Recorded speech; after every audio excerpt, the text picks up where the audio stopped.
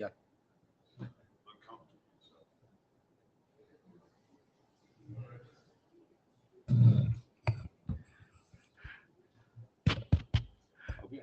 Yeah, good morning.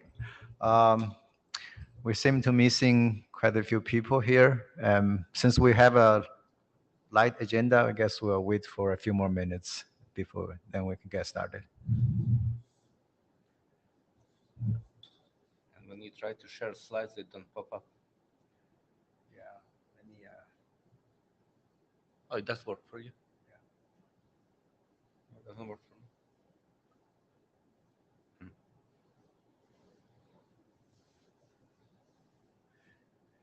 Are you using the full version or just an on-site version? I'm not sure. I think I'm using full, and it worked before.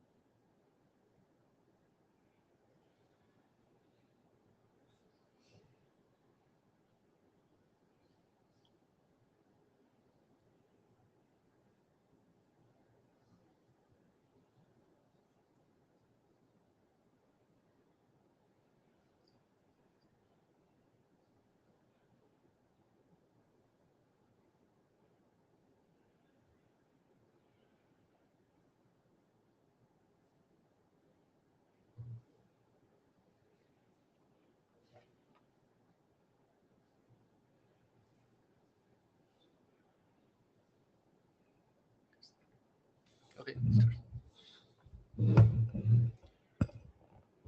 And I saw Tony at the breakfast. He's not like sleeping. Good morning, everyone. Welcome to Rift at IETF 123. Next slide, please. I can't load the slides. Please make sure you have read not well. There's a number of documents and BCPs that, thank you, that explain how IETF treats your information, how you should behave, anti-harassment procedures, code of conduct, and so forth. Please make sure you're familiar with the procedures. Oh, it's actually working. Meeting tips for in-person participants. Please make sure you sign into the session by the tracker. Please, before you have comments and you come to the mic, join the queue. And please participate if we ask you to show your hands. And given how internet works today, please keep video and audio off. For remote, please make sure if you are not talking to be on mute. And we advise you to use headset. Materials online.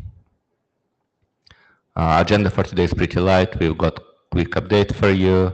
Then Christian will provide chapter report for Kiwi Store. Tony will, I still don't see him, do the update on Dragonfly Plus, and then Sandy will talk about multicast in mixture of expert AI stuff. Updates. We are very happy to see this update. Finally, we've got RFC 9692 published, which is the protocol spec. Been working hard for last God knows how many years. Applicable. Sorry, I just wanted to add that we have celebrated those RFCs a couple of times, but I noticed the official publication date is April. That's why we listed here after all. Sure. So we are very happy to see that hard work and perseverance finally led to publications. Thanks everyone. I mean, pretty much everybody in this room participated, helped. Our AD did numerous reviews, and great work, everyone. Thank you. So separate review is done for Kiwi Store. I think we are going to last call it after this ATF. Auto VPN is pretty stable. And again, thanks Christian for reviewing it. And segment routing stuff, we will keep working on it. I think we've got pretty good idea on what we want to do with MPLS. There's interest in Service 6 as well, so we'll continue working on this. Auto access work in progress, Reef multicast. Again, you should. Yeah, the multicast work is stalled for a while, mostly because the co-authors were busy, and then and also when it comes to deployment, multicast is always this is the second child, and then so the priority has not been that high. On the other hand, you can probably have seen Sandy's discussions on multicast in the AI data centers, and it's become a hot topic now. Hopefully that will trigger revive our work as well, including beer. We actually had a draft from long time ago. At that time, it was in the beer working group, talking about how to do beer in Rift with Rift. And in fact, in one of the discussions for podcasting with LM, beer came up as a very good choice at the top. So that work, we could pick it up again. Yeah. And then Service 6, I think Tony made a couple of very good comments how to encode it. So practically, if authors interested in progress, we've got a good way of progressing.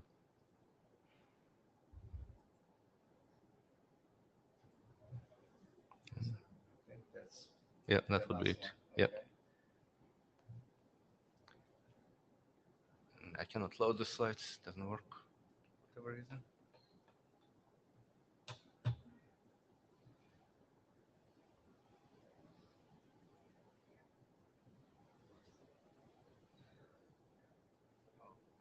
That's the last.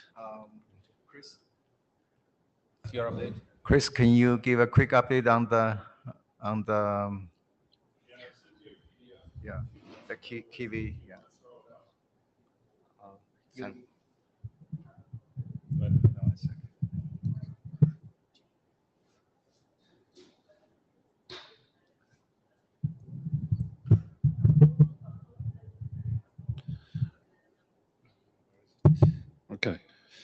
So for the status on the KV tie structure and processing draft, overall, we're in good shape from a Shepherd perspective. I've talked to the authors. There's a couple to-dos to do. We have to update references in the document and address the ID nits that were identified. And the chairs need to start the IPR review. So that's a to-do for you guys. We have agreement that we'll resolve the document edits after 123 when the lockdown on the document opens up. I've talked to the IANA folks. They've reviewed the draft. They had some minor comments, but nothing significant really. So we need to decide how we add the KVs to the registry. So I'll work those details with the authors and IANA. But otherwise, we're in pretty good shape. Okay, thank you. Thanks again for signing up to shepherd this and the next auto EVPN document. Thank you. I don't see Tony here. So we'll get to Sandy's talk first.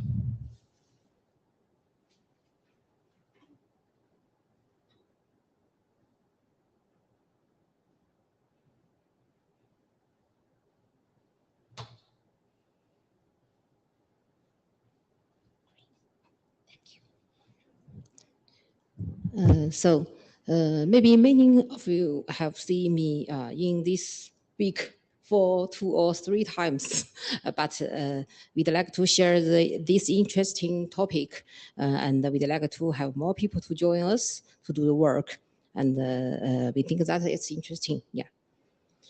So before that, let me introduce the LLM MOE architecture at first. So we know that LLM is the abbreviation of large language model.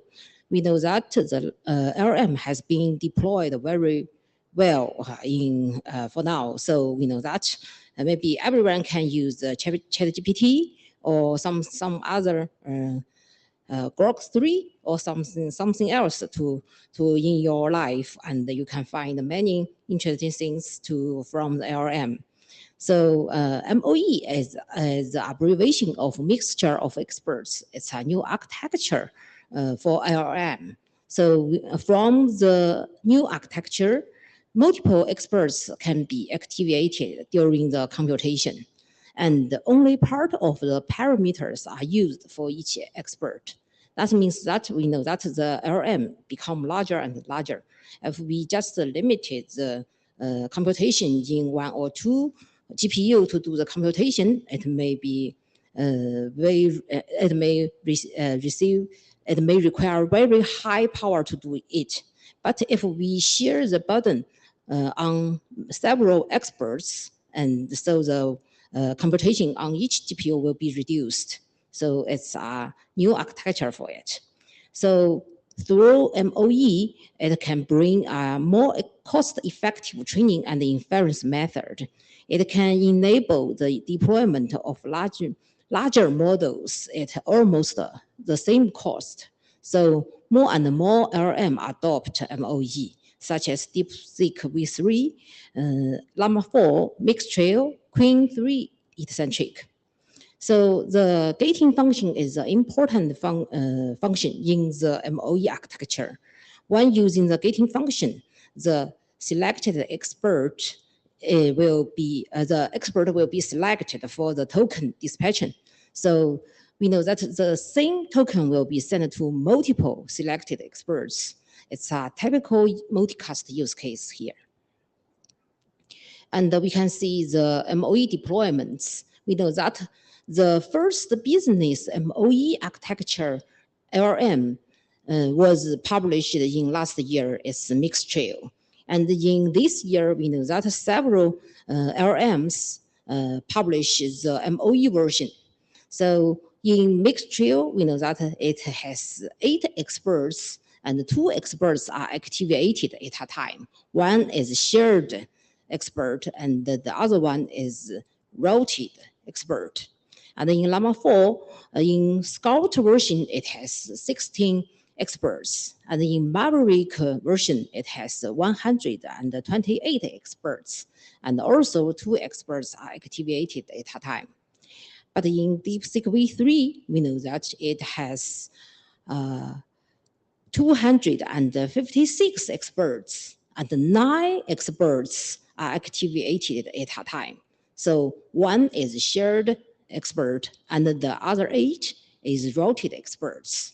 So we know that such as Google and XAI or something, many of the LLMs has published the version has listed here. So you can see the information. So this is a figure from DeepSeek V3 paper. And this is a gating function described here. So we know that the gating function is used to select the associated experts for computation.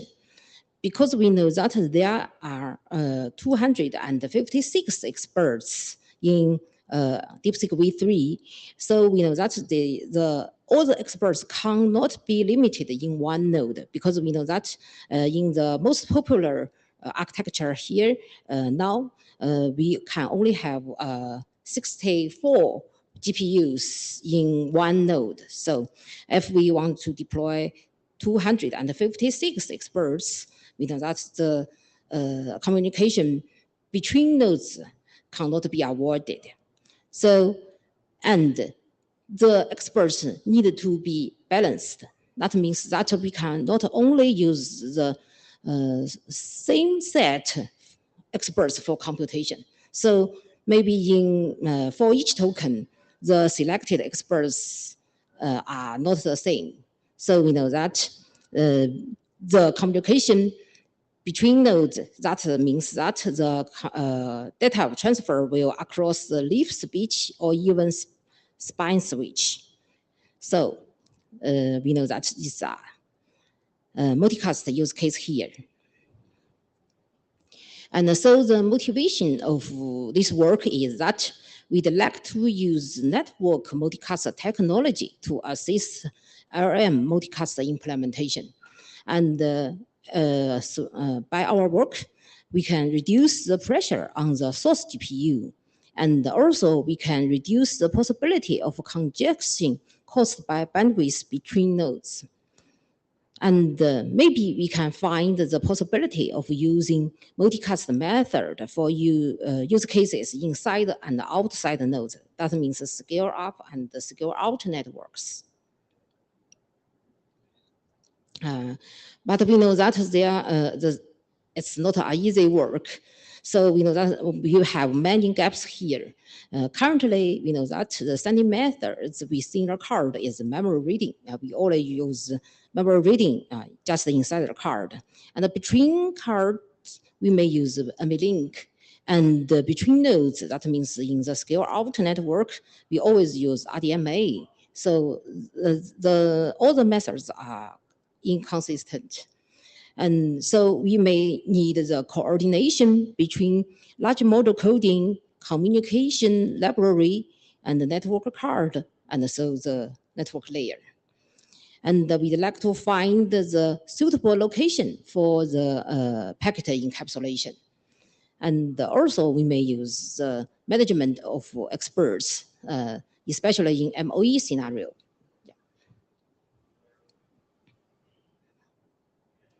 So we have some open questions here, and we also discuss all these questions and the other questions in the side meeting we hold on Tuesday. Yeah.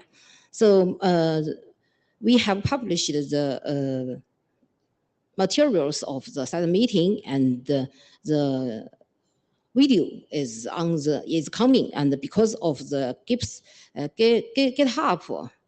size limits, I can't upload it yet, but I will fix it out in later. Yeah. So we have open question here also is that, do we need one multicast technology to serve all multicast use cases in LLM? So we think that during our discussion in side meeting, we know that maybe we can not only use one method for it.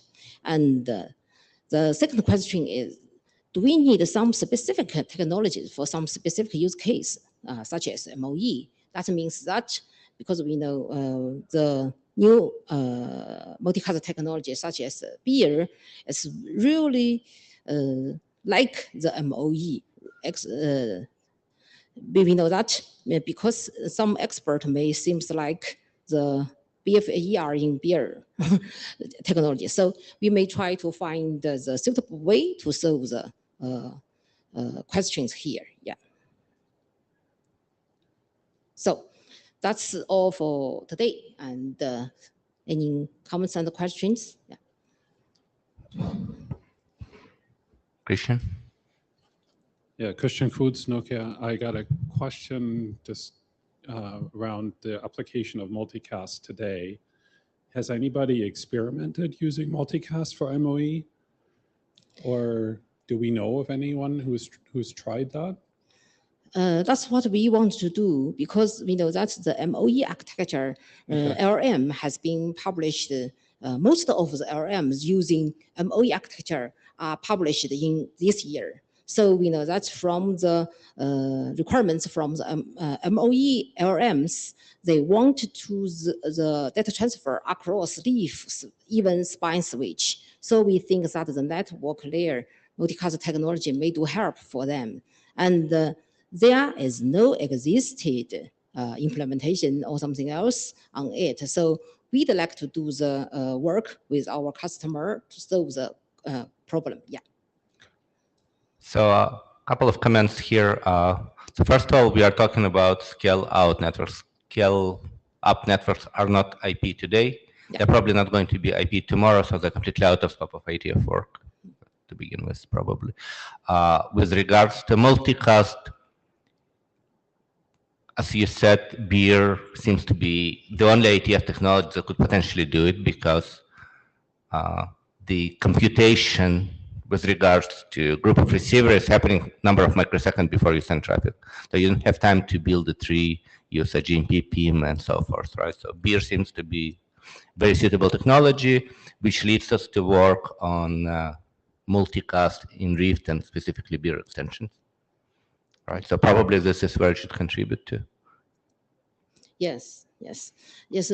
Mostly we focus on the scale out requirements here because we know that just we like the most motivation of us want to solve the scale out problem here. So, and the other one is that we know that beer seems like is the ideal solution for it, and so in Rift we know that we have also have a draft of beer in Rift. So we think that if we deploy Rift in data center, we can use this extension to build the beer forwarding layer. Yeah.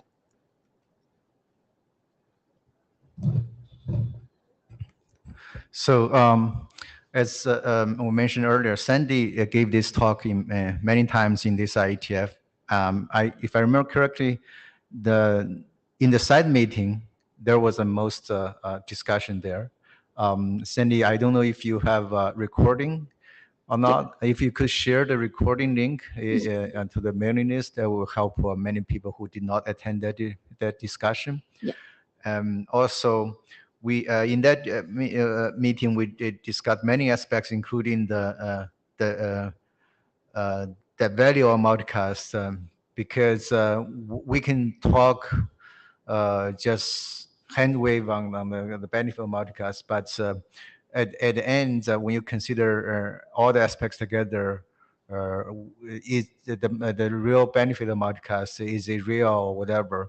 So I think there was Torres brought up that point, and he mentioned that we should do some study.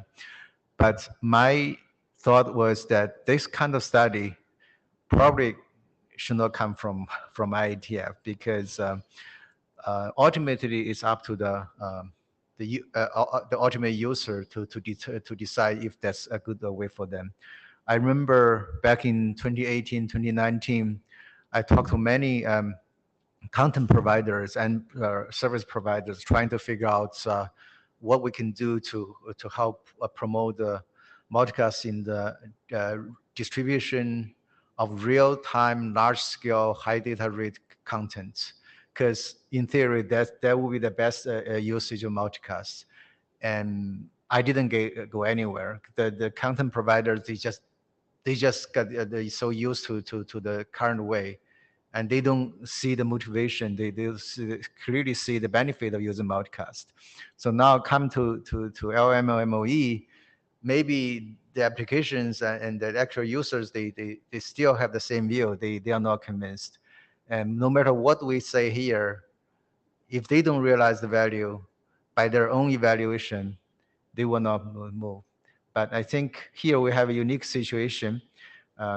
Jeff may be able to do some gapping, bridge gapping, gap bridging here. So I've been looking into use of multicast for last year. There's a number of points. Multicast is used for reductions, known in IETF as in network compute. Practically, if you look into Sharp, it builds trees to provide tree for it's called Sharp as NVIDIA technology. It's really in network reduction. So each switch has some ARM cores to do some computation and offload it from the end nodes. So that's potential use for multicast in IP as well. Not there's some work going in UC on this stuff. It's absolutely unclear where it's going to go. And again, you need different kind of hardware to not only forward packets but also be able to do some math on it, right? So there's some work, and eventually to do using multicast. There's no way around this. Here, given the size, MOEs are deployed at scale, as you said, right? They all use unicast. So same packet is sent number of times to each expert. Depending on size of expert domain, if it stays small, probably we are just fine with unicast. If it goes towards 256, I think I've seen numbers going beyond 1,000. I mean, sending same packet 1,000 times is probably not a great idea. So if anything, progress and kind of, we know that the AI networks are getting larger and larger. We see it, right? So potentially there's work for us. Yeah, I don't think it should be driven out of Rift. It's probably beer, or maybe potentially even wider multicast area. What needs to be addressed specifically is reliability of multicast. So L3 multicast is unreliable, right? Communication on the AI network, they're reliable.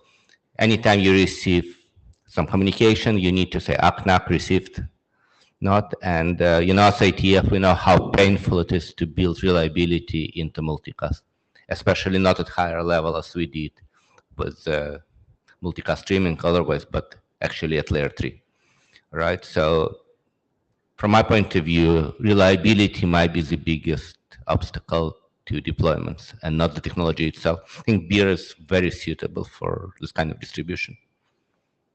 So to your draft, I would include consideration for reliability, how you deal with it, what do you do if you lose a packet, and so forth.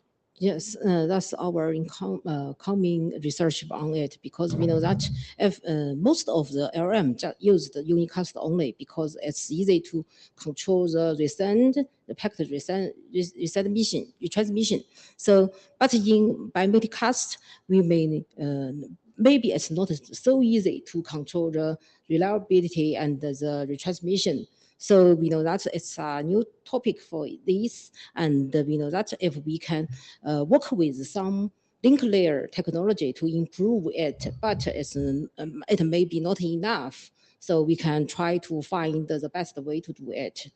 Yeah. So yeah, I think it's an interesting area. As we know, there are a number of technologies such as LLR and others that increase reliability at link layer. The question, where do you keep it? You keep it at layer 1, layer 2, layer 3, or potentially in application layer, right? It's an interesting problem. There's quite some expertise in IETF with regards to reliable multicast and, bad blood. So it definitely needs to be mentioned. And yeah, I think it would be one of most serious considerations whether to adopt this technology. If you can make it work over, it's a reliable multicast over unreliable medium. Yes, so maybe there is many of work need to be do and to the associate from the application layer to network layer and even link layer. So, that it's not a too easy work, but we will try to solve it. And we'd like to more people to join us to find the good, better way to do it. Yeah. Okay, and for the recording, I just because of the GitHub has the limited size, the size limit, so I can't upload the file that exceed 20 M. You need to upload the link to WebEx, not the recording itself. Oh, I will try to. So for AIDC, we uploaded link. So when you click on it, you actually go to WebEx and you can watch it. Okay, I will try to. Yeah, thank you. Sleeping Beauty. Oh, sorry, Jim. Jim was in the queue for. Oh, okay. Tony. So I broke my promise to upload stuff.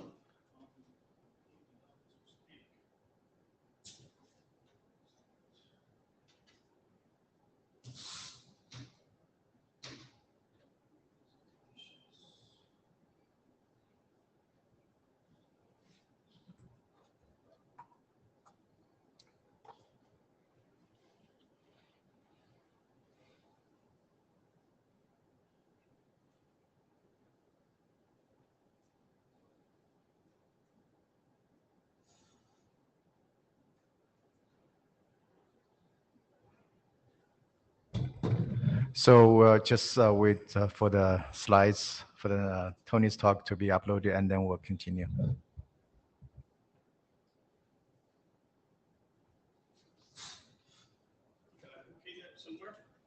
I don't think so. It would be easier if you just give us send the slides or upload the slides. Yeah, so it's where do I upload the stuff?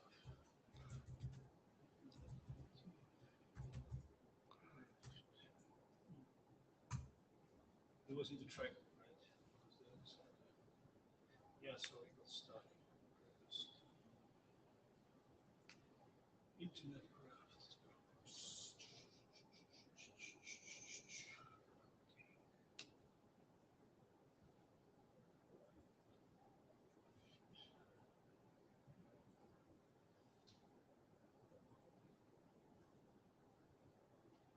Meetings, there's so many meetings.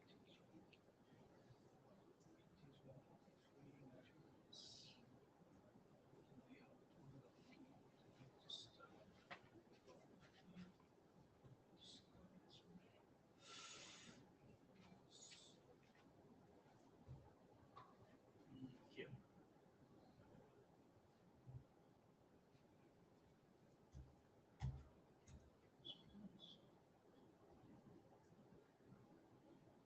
All right. Send you.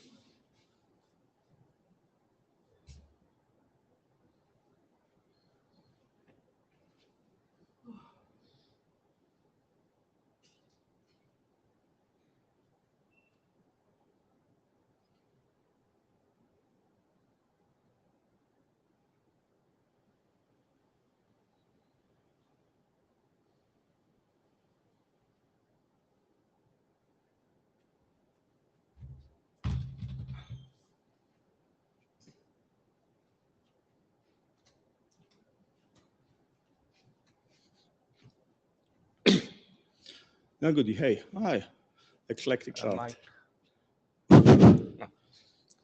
Not goody. So not much material, all right, and I didn't implement the stuff, but I was giving some thinking this Dragonfly stuff. I don't know whether Dima, did he dial in? Is he around? He was the most interested in the stuff. Yeah, just run through the stuff. So if you remember the original proposal, right? Because Dragonfly is generally, there's a well-known problem, suffers from load balancing problems, and when any links in the topology break, there is no real good dynamic routing proposal anywhere to be seen. So my original proposal was that the way I see people building Dragonfly with the claw, it's not that much going on yet, is that people, so each of these corners thingies, I don't want to risk any buttons, is basically a data center, and they set up a multiple planes, and then basically built this. Here it's a full mesh, but something that, you know, skips every second data center, and they built this multiple planes, this green and red stuff. And that's the kind of the Dragonfly variant that they're using. And as long as you have something where you can go directly or one hop, alternate next hop, what I propose would allow you now very simply to utilize such a Dragonfly in Rift without implying any silicon changes or any particularly clever stuff like Dima was proposing with a lot of VPNs and policies and whatever not. So you split basically North Horizon, South Horizon, right? Again, all this thing hinges on this principle that we have some kind of a topological ordering on those fabrics, which is the distinguishing difference from normal network routing as we know it. So anything north, basically, if it comes from the north, it's for you, you dump it in. Or you must forward directly to the destination. If it comes from the south, you are allowed to alternate next hop. And that way, kind of the split horizon works without any AS paths or whatever, any funky stuff. And then you use AI, you go like, why should I draw these things? What I really want is a picture of a Dragonfly topology with 4 planes, and that's what you get.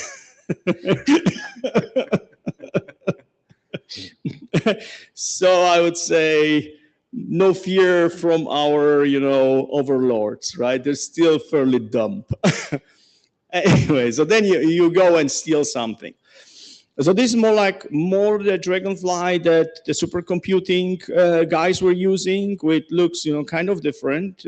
Underneath are more like full meshes, and then they stitch it together. But you also see that there is this multiple planes things, the way things are connected, but even then you see topologically they preserve a south and the north concept, because there is then again, that's actually a 2 to 4. So it's looks like a Dragonfly, but depending on the definition, it's not a Dragonfly. But people build basically funky variants, and then there is also this problem that links can fail. Right, so all of a sudden you don't have this alternate next hop, or you don't have a full connectivity. You can only get the three hops or whatever. So I was thinking how to deal with that. So yeah, there's this any number of these alternates of what people are stripping, and the original proposal basically says you have 2 FIPS, one for north and one for south, right? And like I said, when it comes from the south, then you either sync it because you have the destination, or you push it northbound. When you push it northbound, if you, the originator, became from the south, you can take alternate next hop. Otherwise, if it comes from the north, you must use the FIP that will directly with one next hop forward it towards whoever has the destination. So now the key ingredient that took me a long time to realize is that basically we are playing this game, but with the variant that we are using a FIP per northbound interface. So not only do we know it comes from the north, but we know which interface it comes in. This all assumes, of course, point-to-point links, because everything else I consider not, irrelevant at this point in time. So maybe I should flip to the example. Now it will be harder to flip the example. I walk you first conceptually what the thought process is. So now if you give it on an interface from the north, on a specific interface, you compute the SPF for the point of view from the guy who sent you the packet, and you can still send it north on path, any path that is shorter than his shortest path going through you. And the second necessary condition, which took me a while to figure out, was that you must kill all the paths that go back through the originator of the packet, which sounds weird, but it's actually very easy to figure out because you have your destination forwarding table, so you know who originated a prefix. I know. Let's do an example. Took a lot of swimming and thinking and actually scrapping what I was thinking that actually makes sense. And don't ask multicast questions. Okay, because then it gets a little bit more hairy. Any cast is doable, but I didn't put it in because that is already interesting enough in itself. So if people, you know, I thought maybe Dima downstream, if people get interested, we can talk through any cast. Multicast becomes, you know, its own can of worms. So that's an example. So we have two planes, and unfortunately copy paste in PowerPoint, let's not go there. It had beautiful colors. I settled for what Microsoft allowed me to do at the end, right? With its, probably it's a little too artificial intelligence again behind the whole thing. So I ended up with the dark blue and the light blue thing, which looks like black and blue here, which is actually good. So let's look just at the blue plane. So this is nothing else but again, not this, but this thing, basically at a larger scale, because otherwise there's not enough alternate next hops. So this little arc means this thing has two planes, right? The black plane and the blue plane. So now we get something from the south on the blue plane, okay? Oh, it removed all the thing, all the A, B, C, D, E, F, E. Also, it's totally lost now. Holy crap. PowerPoint killed the stuff, or when you switch in PowerPoint?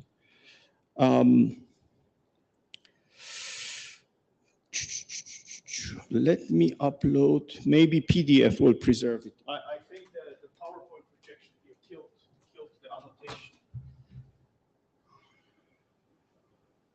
I should have PDF of this stuff.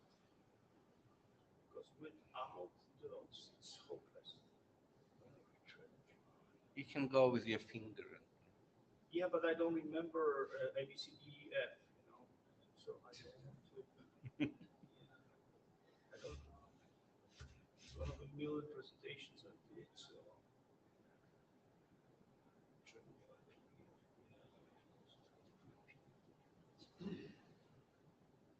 And then, you know, Microsoft forces you to save the stuff on the cloud, and you play the game, and it switches off again. And so it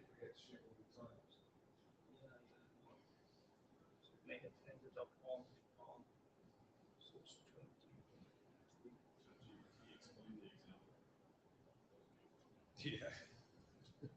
Yeah, us against artificial stupidity.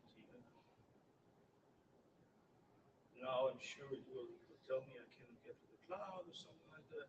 What's an excuse? Does that have to? Okay, fine. So let's generate. Packet over butterfly. All right. So it's actually, I can reconstruct it from there. So it's actually not too bad. So if you move in the blue plane, this is A, B, C, D, E, F, right?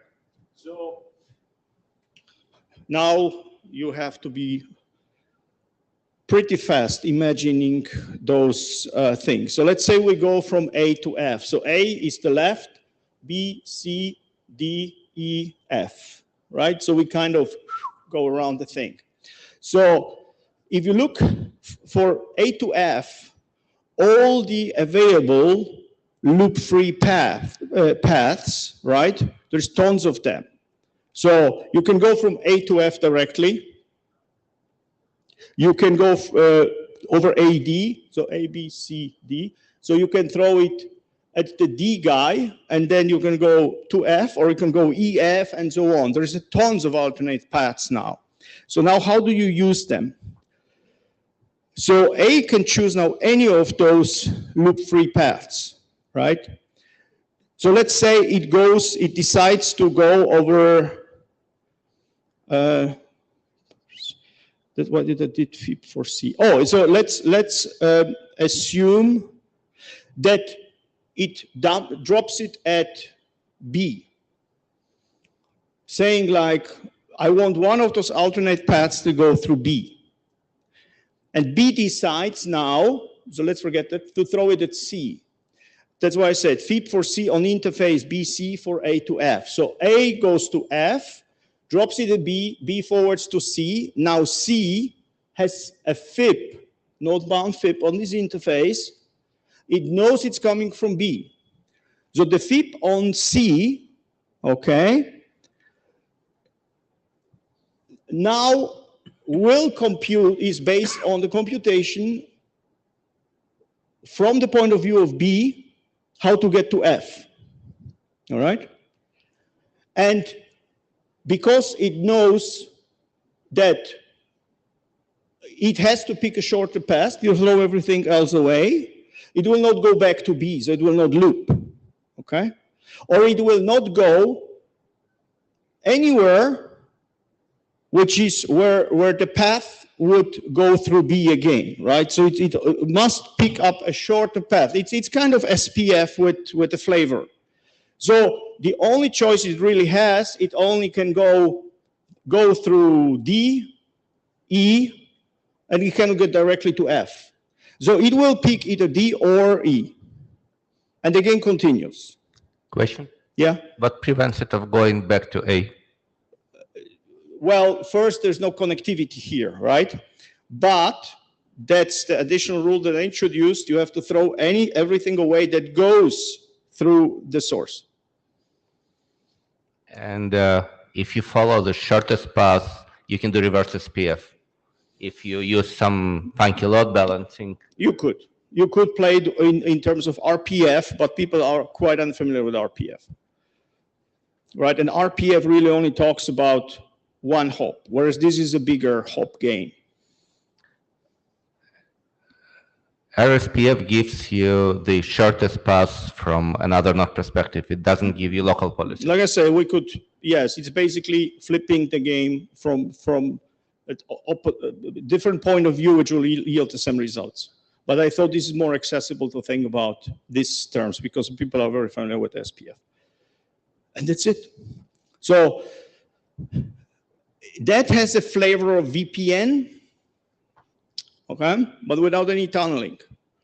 If you think, I mean, it is somewhat conceptually similar to what Dima was showing with a lot of policies and tunnels and VPNs and so on, because he was creating FIPS, right? Contextual FIPS. So this is also creating contextual FIPS, right? Because you have to, like Jeff says, you could see something where you would try to give it back to A and say, oh, look, through A, there's a shorter path, how I can get there. So you have, when you create the FIP is also source specific, right? So you basically look at a destination and you see like it's in A. So the A sent me the stuff. So any paths I'm computing that go through A, I cannot use to forward this packet because it originated in A. And this is necessary and sufficient. Of course, I don't want to roll the whole proof, how I wrote it formally, because proofs can be wrong, plus it gets really boring. Yeah. So, Boris, go ahead.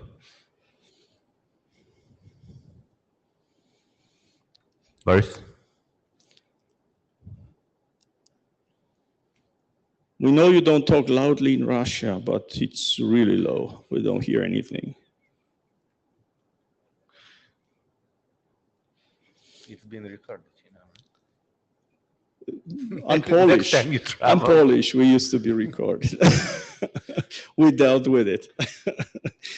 Dissent is in our blood. So sorry. Yeah, it would be interesting to hear from Boris from Dima. Yeah. Yeah, I don't hear Boris on my set comment. In BGP, you've got source in the update, right? You have an originator I send, so you can always look into this. No, but here we're talking data plane. Don't forget, this is data plane behavior. So that's not control plane behavior. Are you going to update the draft? Yeah, sure. I mean, this thing, frankly, it looks, it's just 4 things, kind of obvious. Took me a long time. I scrapped like 4 different versions of the stuff. And the ultimate thing, when I told my wife, I don't know what to show them at IETF, came to me when I was swimming the day before I left. So if you try hard to make it obvious to everybody else, maybe you'll find that it doesn't work. But just a suggestion, right? No discussion. I mean, this is just me having convinced myself that I'm really bright. I went up to the kitchen and told my wife, I'm really clever. She said, oh, yeah, I know that. Did they show it to other people yet? So looks like it will hold up in the light of the day, but Jeff is absolutely correct, especially, the Dima who thought through the stuff with around 7 corners may throw me a wrench somewhere into the gears, which would be fantastic.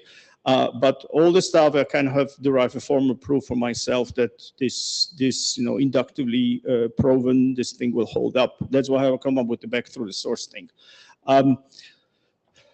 Yeah, and as far as I know, this is the only practical thing on the silicon we kind of have today to do Dragonfly routing without tunneling, because that doesn't precondition any tunneling, of course, right?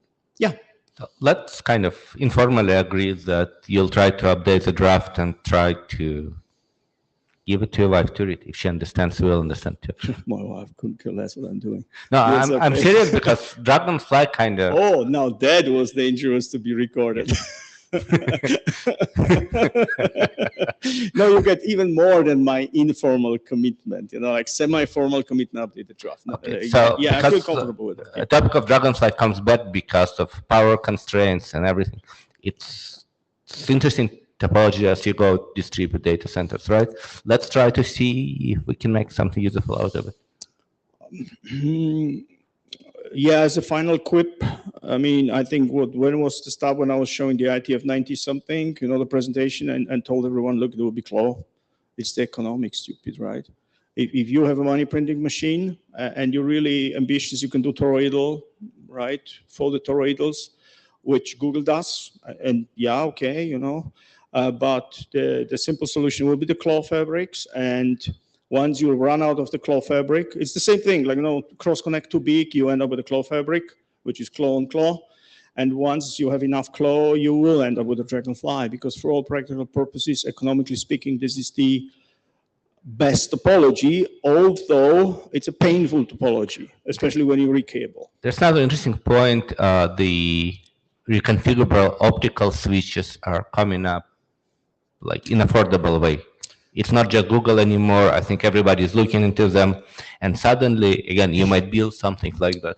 Correct. So please try to make your ideas kind of readable and accessible, so we can assess it. Yeah, I'm obviously one never seen before. Nobody talks about it because it's kind of the future rolling towards. So Jeff is perfectly right. I mean, the tunable transponders and so on is fine, but now with the MEMS coming into main, this kind of stuff, being able to configure those things via some clever automation becomes something that you can actually talk about, right? So I mean, they published it. I mean, Google at the very top of the very large fabric is running actually now MEMS configuration and doing lambdas on the fly, basic connectivity on top of the fabric. Just because you have 400 gig full of stuff, so like why bother even packet switching? Plus no delay is of utmost importance. And with accessibility of those technologies, all of a sudden building complex technologies, which today this thing is hell, right? Because the recabling of such a thing is just extremely painful compared to claw. But all of a sudden, these kind of things can be given to this thing. You put an IP packet on the tail, and Yeah. No, so I'm actually being serious. Yeah. No, I agree. Yeah. And there's nothing better than Rift, really. People don't get it yet, but it will get there. Let's make sure the future extensions that are needed thought through, and the working group try to iterate through it and see if it's implementable. Yep. I mean, interest is not overwhelming, but hey, I'm used to that, right? If you talk about the future that didn't happen yet, it's 99% of people are skeptical. Yeah, okay. So that's all I have, unless somebody has, like I say, any multicast questions are forbidden. Any cast without thinking deeply about it, don't ask a question because things get convoluted. I think they're workable, but I don't have proof, or I didn't swim enough yet. I'm still impressed how clever I am. So until this feeling wears off, I probably don't think much about it. All right. Yeah. So enough quips. Any questions, observations? No, we good? Yes, again, it's very hard to reason about this in its current form. Day before I left, I had it. Sure, work on it. Yeah. So okay, thanks. Thanks. Sorry again, late and everything, but it's part of me. So I think we are done for today. It was a pretty short meeting. We have a lot of work ahead of us, exciting number of developments. And again, data center market is driving the industry, and Rift is the data center protocol. So if anything, the future is bright. Thanks everyone, and hopefully I'll see all of you in Vancouver, right? Montreal, somewhere in Canada.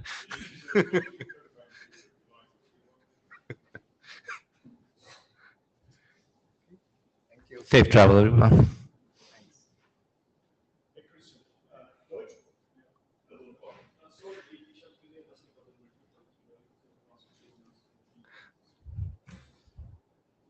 You could have presented German, would have been probably the same reaction.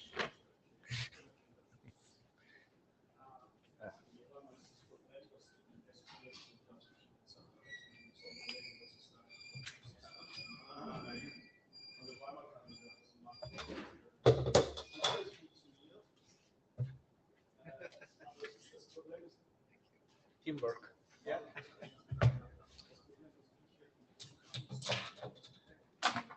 Did you look into beer extensions in Rift? Yeah. How much work is it? It's insignificant, right? No, it's not. Right, insignificant. Sure. I think we can bring it here instead of giving it. I think I mean, in beer, no one is going to look into this, right? What? In beers, no one is going to look into Right. this. Yeah. Yeah, we'll bring it. So maybe it would be much more pragmatic to do it here. Yeah. Let's maybe Tony by then will swim into something understandable. Yeah. Yeah. But here, it does not involve RPM. It's just based on unicast.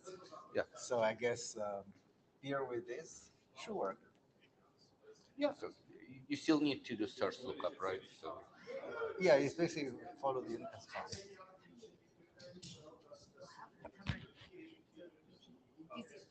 why still? Okay. Well, what do we do? It's recording everything. Okay. How do we do it? It's just a screen. It's not. It's just screen. It's not touch screen. I did leave the meeting. You weren't convincing enough.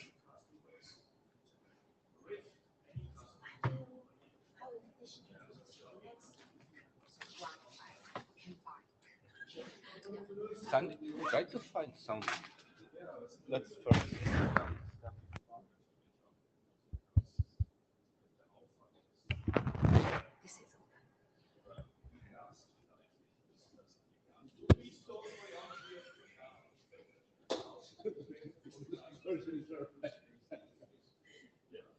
Try to talk to someone from deep development.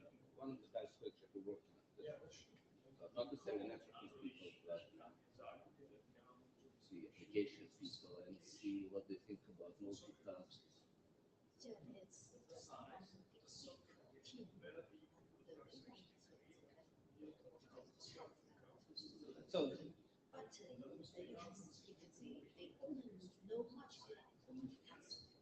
again, I don't know your relation